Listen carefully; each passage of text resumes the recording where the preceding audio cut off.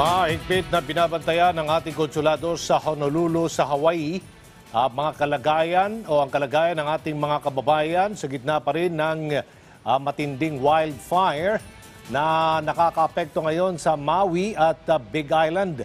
Ay sa Philippine Consulate, maaaring tumawag ang ating mga kababayan sa kanilang 24/7 emergency hotline number 808-253-9446 para sa kinakailangang assistance. Maaari ding lumapit sa American Red Cross para humingi ng tulong sa paghanap sa kanilang mga nawawalang mahal sa buhay.